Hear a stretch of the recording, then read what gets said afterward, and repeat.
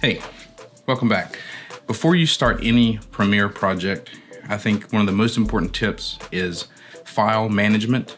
That way you know where all your files are, you know which camera you shot from, you know where your music is, your color grading LUTs. So I'm going to show you how I organize my files on the PC and how I set up my projects for the fastest editing that I think is possible for me anyway, with my limited knowledge. Let's jump on the computer and I'll show you how everything's laid out. So on here, I just have a folder called YouTube. Imagine that, right? In there, I've got my channels laid out, Chobe plays, and I have a folder called resources. Now resources is where I keep all of my LUTs and also any video overlay effects. If we go in here, you'll see there's some smoke assets I've used in some other videos. Some VHS overlays that I've used before, just make it look old and grainy. In the color grading folder, I have, of course, Peter McKinnon LUTs, because they're fantastic. Love those things. I also have some other LUTs that I've downloaded. You can find some of these for free. The Peter McKinnon ones you have to pay for. They go on sale pretty often, but they are well worth it. I use them in pretty much every video. If you don't know what a LUT is, a LUT stands for lookup table. And all that does is apply some coloring effects and some stylized effects to your video to make it look a little bit better, cleaner. You can get kind of different styles in that. These are the Peter McKinnon LUTs here. Also, there's some other ones, some film looks that I have. And that's all in the resources stuff. So that stuff that's gonna be global to all of my projects, I keep in my resources folder.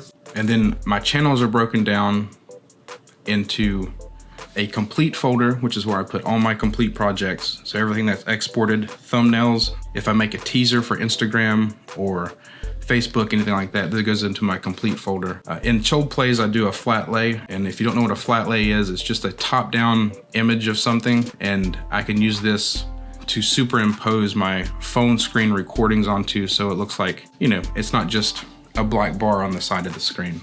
And then my Chobe Plays has an intro. So I make sure I have a folder for my intro, and then I have my actual projects. Now I used to copy the intro into every project, but then I decided just to keep one copy of that because I tend to save everything that I do. All the raw footage I save in a backup to a big hard drive. But if I go into the projects folder, you'll see I have a little numbering scheme it's just for me to keep track of. And in my notebook, I write down everything is numbered, so I know what project is what. Each of these project folders, if you look in here, there's a music folder for that project, a raw folder, and a sound effects folder, because I try not to use the same music over and over. So the music is specific to that project. The sound effects are specific to that project. So you'll kind of see how this is a tiered structure here. We have the overall YouTube and all the resources that are for every project. Then I have channels. Everything that is for that channel is in that layer.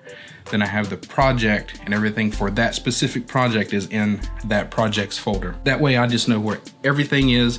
I can get to it quick, and it just makes sense to me mentally, and it's really sped up my editing process as far as importing and knowing where files are. I don't have to hunt for them. So if I have any music, that goes in the music folder, of course. Raw is actually broken down by camera type, depending on which camera I've shot anything with. In this video here, I did an iPhone video, so a video off of my actual phone.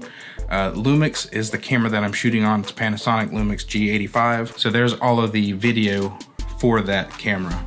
If I shot with a GoPro, I would have a GoPro folder here. So any camera that I shoot with, I make a folder into the raw. So when I'm ready to start a new project, so let's just go back to YouTube and let's go to my Chobe, since this is my Chobe channel.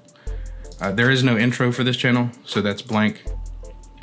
I have it there in case. Complete state of the channel was the last one I did, so that's there. And you'll see the actual video file that was exported, the thumbnail, and then I did an Instagram teaser, so that's there as well. So that's all complete. In my projects, I have some other things here, and this is actually named wrong, so we're going to rename this project template.